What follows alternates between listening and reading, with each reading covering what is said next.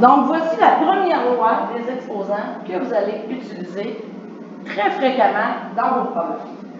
Cette première loi-là est énoncée comme étant la loi avec l'exposant négatif.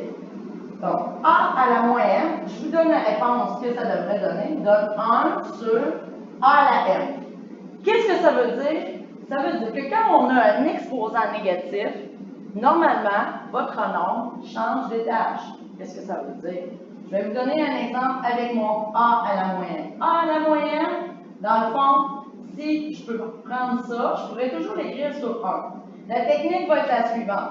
Quand on va avoir un exposant négatif, je vais me préparer une fraction tout de suite après, à droite, pour le faire changer d'étage. Donc, si je n'ai pas 2 étages à gauche, je m'arrange pour le remettre sur 1. À ce moment-là, ça m'indique que j'ai une fraction quand même à gauche. Qu'est-ce que ça fait? Tout nombre avec exposant négatif va changer d'étage.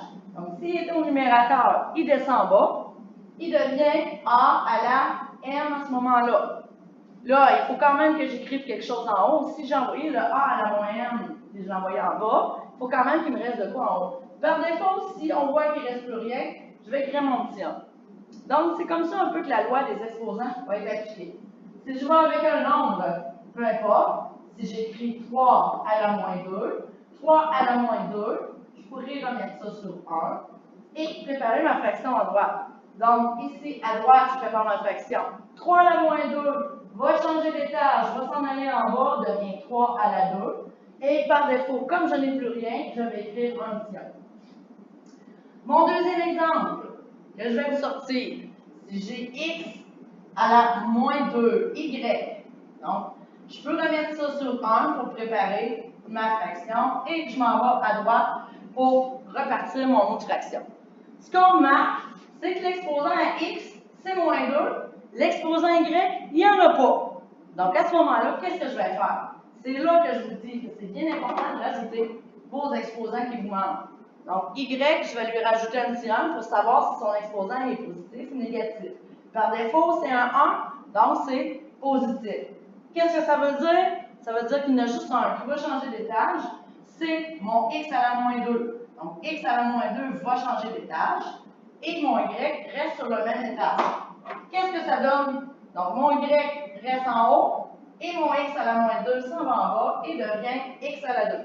Donc, ça devient Y sur X à la 2. Troisième exemple que je vais vous donner, et c'est mon dernier. Pendant le cours, je vais vous en rajouter d'autres si au besoin.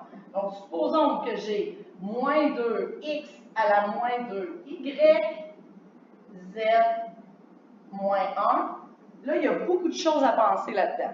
Si vous avez à tout changer les exposants, il faut juste remarquer ceux qui ont des exposants qui sont négatifs. Première des choses, vous sortez un crayon quelconque et vous écrivez les exposants à toutes les variables et tous les chiffres. Moins 2. Quel est son exposant?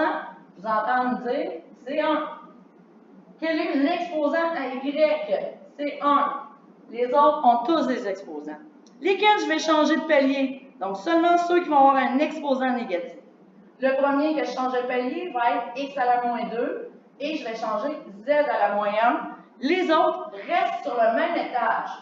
Donc, je prépare ma fraction à droite. Et là, je commence. Moins 2, je le laisse en haut. On a dit qu'il restait en haut. Ensuite, X à la moins 2. Lui, on a dit, il change d'étage, donc devient X à la 2.